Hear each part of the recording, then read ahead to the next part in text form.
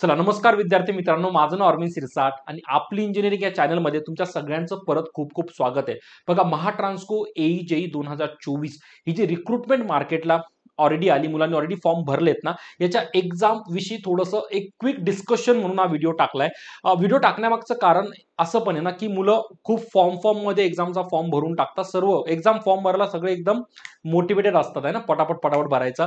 Even मुलं प्रिपरेशनला सुरुवात पण खूप चांगली करतात, पण जेव्हा कुठेतरी असं वाटतं ना, की अरे महाट्रान्सको कडून काही अपडेट येत नाही, एक्झाम कधी होईल माहित नाही, मग तिथे कुठेतरी प्रिपरेशन आपलं खूप जास्त ढिल्लं पडून जातं आणि तीच वेळ असते जिथं जे मुलं पिक करतात तो वेळ युटिलाइज करतात, सिलेक्शन घेऊन जातात। त्याच्यामुळे एक्झाम मध्ये जी सगळ्यात इम्पॉर्टंट गोष्टी बाळांनो, त्याला बोलतात कन्सिस्टन्सी। तुम्ही जर कन्सिस्टंट नसाल, डेली प्रिपरेशन करत नसाल, मध्ये जर गॅप पडून गेला ना, मग सिलेक्शन विसरून जा। सिलेक्शन मग खूप लांबची गोष्ट आहे। तर आजचा व्हिडिओचा मेन मोटो आहे की एक्झाम डेट विषयी पण थोडंसं बोलणार आहे म्हणजे मी माझे स्वतःचं एक मला जे ओव्हरव्ह्यू वाटतंय, ओव्हरऑल आतापर्यंत जो एक्सपिरियन्स आहे त्याच्यानुसार काही गोष्टी सांगेल। प्लस त्याच्यापेक्षा मोर इम्पॉर्टंट, कारण एक्झाम डेट तर कधी ना कधी डिक्लेअर होईल किंवा ती काय असू शकते त्याच्यावर मी डिस्कस करेल, पण सगळ्यात मोर इम्पॉर्टंट म्हणजे बाळांनो, आपल्याकडे जे आहे ना त्याला बोलतात की माझं प्रिपरेशन स्ट्रॅटेजी काय असली पाहिजे, कारण जोपर्यंत एक प्रॉपर प्लॅन नसेल ना तोपर्यंत सिलेक्शन होणं विसरून जा। राईट आहे। तर सर्वात अगोदर भरपूर मुलांनी माझा टेक्निकल कोर्स बाय केलेला आहे, महाट्रान्सको AE-JEE है ना 2024 साठी मी technical course, recording technical course already launch केलाय। ज्याही मुलांना बाय करायचा असेल त्यांना आपली इंजिनिअरिंग ऍप्लिकेशन प्ले स्टोरवरून डाउनलोड करावं लागेल आणि तिथे तुम्हाला हा कोर्स भेटून जाईल। त्याच्यामध्ये ज्याही प्लस मायनस गोष्टी होत्या, डेली कोर्समध्ये कंटेंट ऍड होतोय, कम्युनिकेशन सिस्टम जो बाकी होता तोही आता बऱ्यापैकी ऍड झालाय, तर आपण बऱ्यापैकी मॅनेज करतोय। आणि विश्वास ठेवा, तो कंटेंट बनवला आणि ज्याही मुलांनी व्हिडिओ बघितलेत, सब्जेक्ट केले, त्यांना जाणवलं असेल, कॉन्फिडन्स नक्की बूस्ट होईल, सब्जेक्ट विषयी कॉन्फिडन्स वाढेल। राईट आहे, चालेल। तर थोडंसं जर प्रिपरेशन विषयी जर बोलायला गेलं ना, तर बघा प्रिपरेशन मध्ये माझे जे दोन्ही ब्रँच आहे, इलेक्ट्रॉनिक्स अँड इलेक्ट्रिकल आहे ना, दोन ब्रँच विषयी जास्त वेळ बोलणार नाही, फक्त एक शॉर्ट देईल की काय असलं पाहिजे। दोन पोस्ट ज्या आपल्या आल्या आहे ना माझ्या इलेक्ट्रॉनिक्स अँड इलेक्ट्रिकलच्या, बघा ही गोष्ट तर बिलकुल शक्य नाही की मी 30 दिवसामध्ये कंप्लीट इंजिनिअरिंग करून जाईल। स्वतःला पहिले हे विचारा, थोडा कॉमन सेन्स वापरा, ठीक आहे। असं बिलकुल होणार नाही की माझ्या इंजिनिअरिंग मध्ये झालेले सगळे विषय मी एका महिन्यात रिवाइज करून घेईल, शक्यच नाही, ते एकदम इम्पॉसिबल गोष्ट आहे। म्हणून ना बाळांनो, एक्झाम मध्ये ना ज्या गोष्टी मला टार्गेट करायच्या असतात त्या गोष्टी ज्या एक्झामला रिपीटेड विचारले जातात, आणि तोच प्लॅन करून मी तो टेक्निकल कोर्स तुमच्या समोर ठेवलाय। वाचून बघा, एक्झाम द्या, नक्की मला तुम्ही चांगले फीडबॅक देशाल जेव्हा सिलेक्शन घेऊन येशाल तेव्हा। मग बघा, मला जे एक्झामला माझ्या एक्झामला मी माझा मेन फोकस कोणाला करतो, टेक्निकलला ठेवतो का, कारण टेक्निकल बाळांनो जवळजवळ 110 मार्क्स, म्हणजे तुमचे मेजर मार्क्स कुठे माहिती का, टेक्निकल मध्ये, बरोबर। आणि रेस्ट तुमचे जो नॉन टेक्निकल सेक्शन आहे ना, नॉन टेक, त्याला जवळजवळ किती जातं, 40 मार्क्स जातात।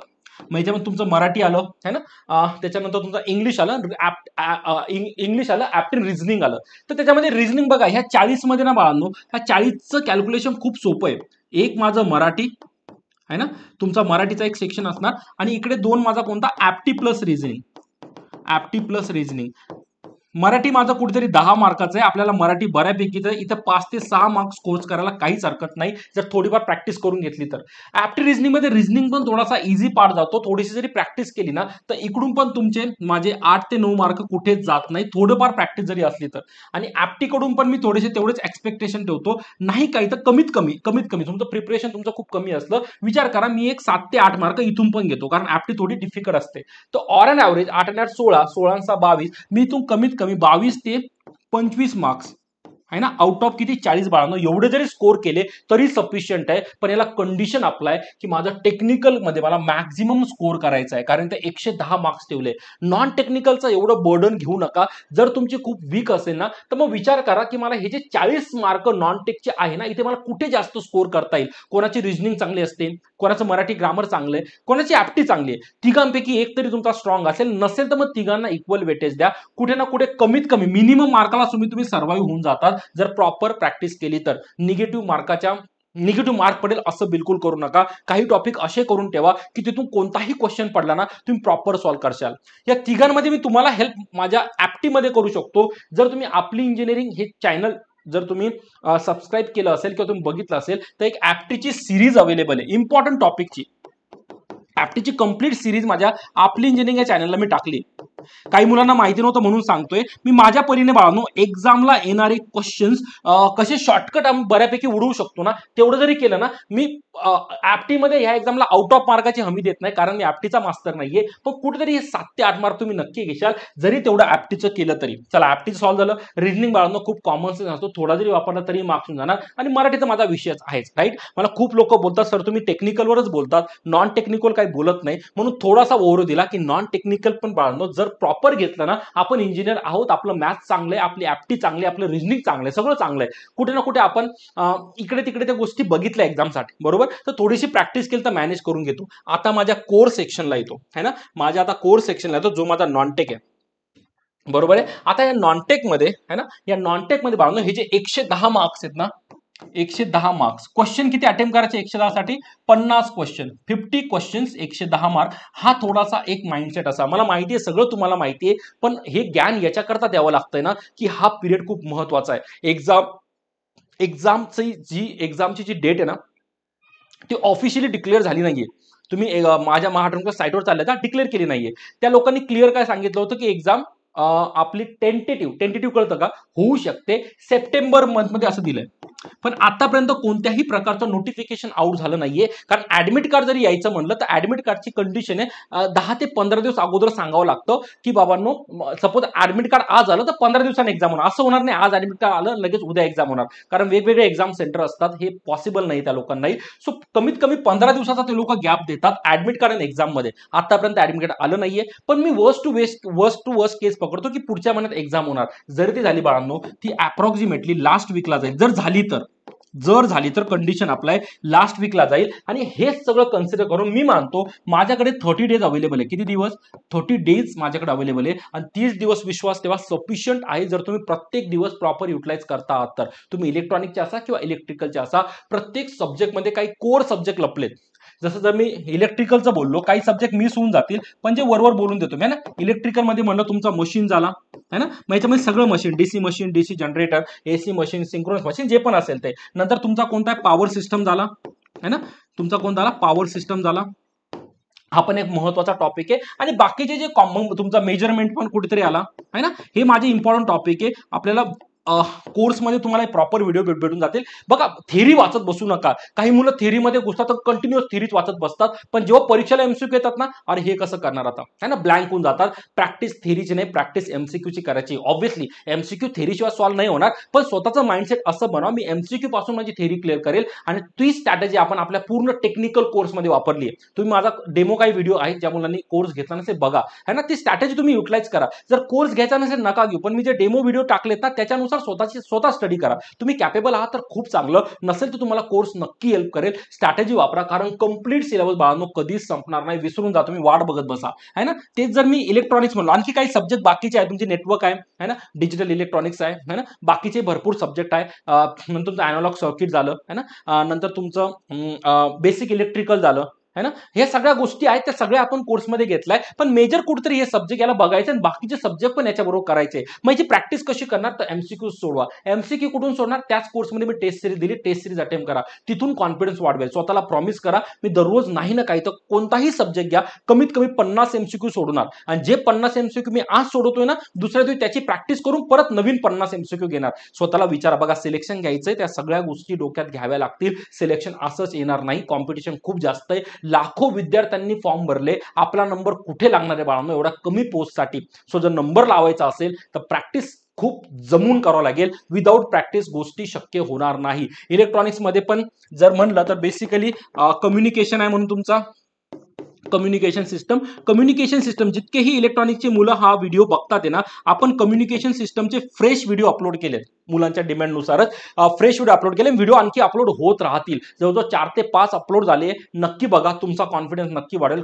सब्जेक्ट बिलकुल हार्ड नाहीये. एकदा तुम्ही ते लेक्चर्स माझे त्या कोर्स मधले बघा, तुमचा कॉन्फिडन्स नक्की वाढेल. आणि ज्याही मुलांनी कोर्स घेतलाय आणि कम्युनिकेशन बघता ते प्लीज कमेंट करा बाळांनो, कोर्स कम्युनिकेशन सिस्टम तुम्हाला कसं वाटतंय है ना, सोपं जातंय का, कॉन्फिडन्स वाढतोय का, मला नक्की कळवा. तुमचे फीडबॅक तर ऑलवेज मोस्ट वेलकम असतात. हेच कमी, कारण 2-3 दिवसापासून लाईव्ह होत नाही आपलं, बरोबर. आणि त्याच्या मागचं कारण आहे की सध्या रेकॉर्डिंग रेकॉर्डिंगवर थोडं काम चालू आहे. लवकरच मी परत मंडे ट्यूजडे पासून लाईव्ह सुरू करून देईल. राईट आहे, लाईव्ह होत राहतं, तुमचा कॉन्फिडन्स बूस्ट करण्यासाठी ते लाईव्ह येतं.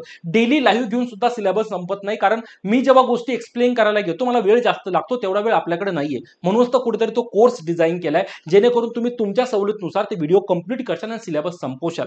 पण आपण मध्ये मध्ये लाईव्ह नक्की कंडक्ट करून, मला कळतंय की भरपूर मुलांना लाईव्हची खूप जास्त गरज आहे. तर मी मध्ये मध्ये गॅप याच्याकरता पडतो, सध्या रेकॉर्डिंग चालू आहे. एकदा माझं रेकॉर्डिंग संपलं की मंडे पासून परत आपण डेली लाईव्ह येण्याचा नक्की प्रयत्न करू. थोडंफार मिस होतं बाळांनो, अडचणी सगळ्यांच्या असतात बरोबर, पण याचा अर्थ असा नाही तुमचा साथ सोडलाय, साथ बिलकुल ठेवलाय. मला खूप सारे मुलं व्हॉट्सअपला मेसेज करतात, डाऊट्स विचारतात. माझ्याकडून जितके होते मी नक्की तितके सांगण्याचा प्रयत्न करत असतो. काही प्लस मायनस होऊ शकतं, पण मी प्रयत्न नक्की करतो. तर तुमचं कम्युनिकेशन सिस्टम, इलेक्ट्रॉनिक झालं, इलेक्ट्रॉनिक डिव्हाइसेस झाले है ना, ओपॅम झालं, अॅनालॉग सर्किट झालं, डिजिटल इलेक्ट्रॉनिक झालं है ना, हे सगळे टॉपिक आपण खूप बऱ्यापैकी घेतले.